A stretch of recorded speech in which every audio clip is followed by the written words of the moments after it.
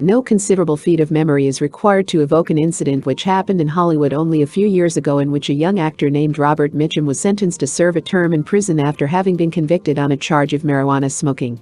While the press of the country came screaming in for the kill, Mitchum himself accepted his fate with stoic calm, did his stretch at the Wayside Honor Farm near Los Angeles, and returned to pick up the shattered remnants of his career. Immediately, sibilant whispers were heard in the halls of various studios and on the streets of Beverly Hills. The guy is through. He's had it, or back to the docks for Mitchum.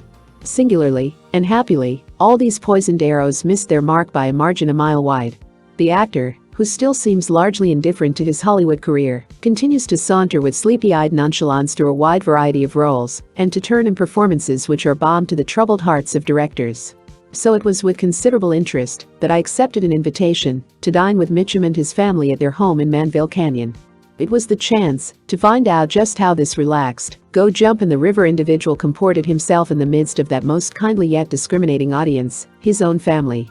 Dorothy Mitchum, a tall pretty girl whose serious, thoughtful face lights up amazingly in a smile of greeting, led the way into a large library where books, all of which had the friendly look of frequent use, filled one wall. There were large comfortable chairs scattered about, and one huge leather davenport at least 8 feet long.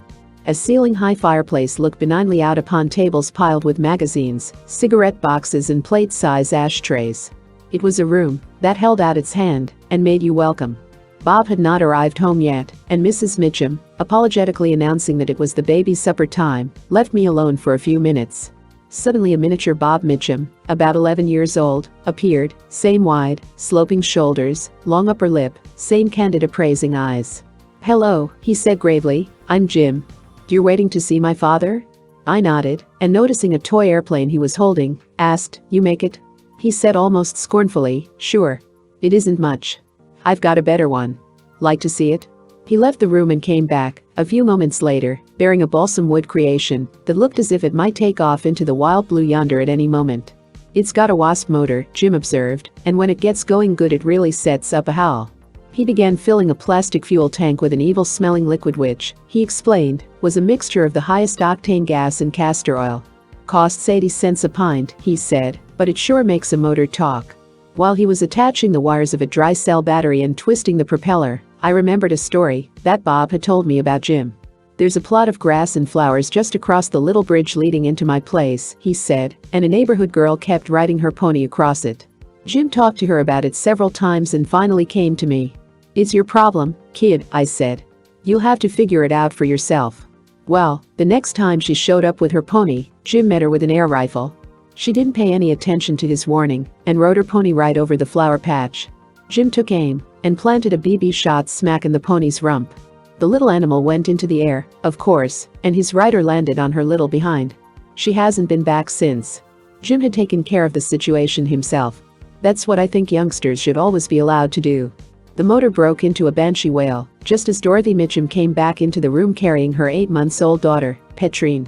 Frightened at the unearthly noise, the baby began to cry and Jim, with an expression of real concern, shut off the motor. Dorothy smiled. "Thank you, Jim," she said. "Now we can talk." At that moment, a younger boy appeared and stood in the doorway. "This is Chris," Dorothy said. We shook hands, and then both youngsters went into their supper. "Chris isn't like Jim," Dorothy said thoughtfully. "He was a cuddly, quiet baby." Jim began putting sentences together when he was a year old, but Chris just cooed and smiled. Bob was certain he'd grow up to be an idiot. "Either of them want to be an actor?" I asked. "Jim does. He idolizes his father and tries to be like him in every way."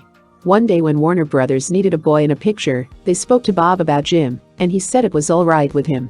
But as it turned out, Jim was too big for the part, and they chose Chris instead. Poor Chris. He was so frightened that he froze solid, couldn't say a word. Jim was furious. "I gave you my part," he yelled, "and you blew it." The telephone rang, and Dorothy answered it. It was then almost 8 o'clock. "It's Bob," she said. "He wants to speak to you."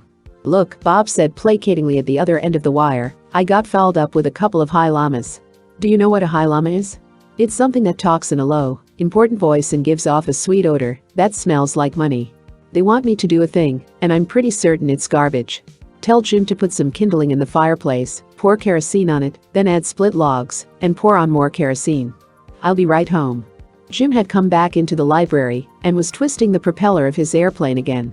"Your father wants you to build up a big heat in the fireplace," I said. "Use plenty of kerosene." Jim looked dubious. "Sounds weird to me," he said.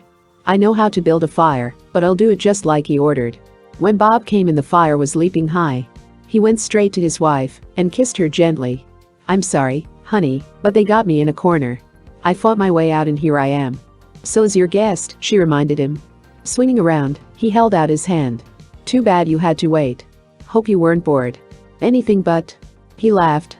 "Okay, now we'll talk. Scram, you guys," he added quietly to Jim and Chris. Jim was still violently manipulating the propeller of the airplane. "It won't start," he lamented. "Do you know, Dad, this thing ought to have some kind of gadget that'll wind it up fast.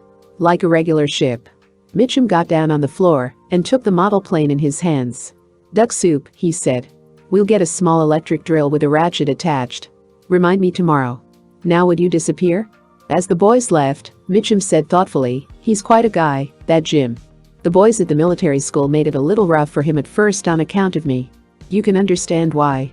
But he took it in stride, and now he's one of the gang. It takes character to ride through a deal like that." We began talking about Bob's career, a word he objects to strongly. "Just now I find myself a leading man," he said. "It's most embarrassing. Tomorrow I might be out of Hollywood on my ear. Well, I made a living as a dockhand once, and I could do it again, and be quite happy." He is constantly beset by a feeling of insecurity, despite his salary of $5,000 a week. Up to the time of his last raise to this impressive figure, he would insist with complete gravity that he has never been really solvent in his life.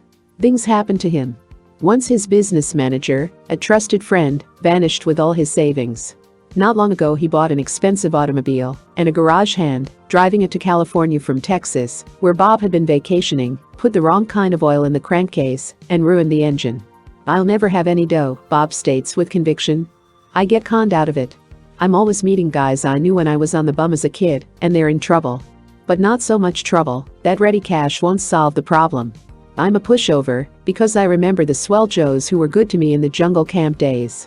One senses that he often goes back in his thoughts to those free, irresponsible days with at least a small feeling of nostalgia. He likes to talk about the nights when he slept on the grass beside a softly flowing river in the south, with the moon coming up over a tamarack swamp and a loon crying dementedly somewhere in the distance. He recalls the good mulligan stews they used to make in a kerosene tin, while a buddy sang nostalgic songs. Now 35 years old, 6'2" and erect as a Marine sergeant, Mitchum is what they used to call a fine figure of a man. His thick coarse hair, the color of faded wheat straw, falls over a high, rather fine forehead. His face is long and faintly sullen. He walks with complete grace and a truculent roll of the shoulders. It was this walk of his which first drew the attention of William Wellman, the director. "I had never seen an actor move with such perfect rhythm," he says, "so I called him over to the studio and gave him a test. It was a page or two of dialogue from the script of the story of G.I. Joe, and I stood him up beside the wheel of a broken gun carriage and told him to sound off. He turned in a performance that would shake your heart. Of course, he was hungry then, broken, needing a job. Hungry actors are generally good actors." Henry Hathaway, who is directing Mitchum in his latest picture, White Witch Doctor, confirms Wellman's high opinion of Bob's histrionic abilities. "He is one of the few actors I know who can turn in an almost perfect performance on the first take," he says. The economic conditions under which Mitchum grew up seem to have alternated between dangerous and desperate. With the death of his father, when Bob was 18 months old, his mother went to work on a newspaper, later marrying the feature editor. The boy spent his time on the streets of Bridgeport, Connecticut, completely without supervision of any kind. In 1927, he ran away to Long Beach, California, where his married sister, Julie, was actively engaged in a small experimental theater movement. After numerous jobs, ranging from acting in the Long Beach Civic Theater to common labor, he returned to the East where, a few years later, he married his boyhood sweetheart, Dorothy Spence of Dover, Delaware. The young couple then came back to California and Bob found employment in an airplane factory. This precarious existence endured until Harry Sherman, prodigious maker of Western movies, gave him a small part in one of his pictures. That night he rushed home to the bleak flat, where he and his young wife were living, shouting wildly that their future was assured. After that, there ensued a succession of westerns, culminating at last in 30 Seconds Over Tokyo, which he regards as one of his best pictures. His more recent films include The Lusty Men, Angel Face, and White Witch Doctor. The hour was late, and it was time to go. Mrs. Mitchum appeared in the doorway and beckoned. "I want to show you something," she said, and led the way into a bedroom where Jim and Chris were fast asleep, with plastic space helmets completely enclosing their tousled heads. Bob grinned. "Look at the little monsters," he said. "They're probably halfway to the moon by now."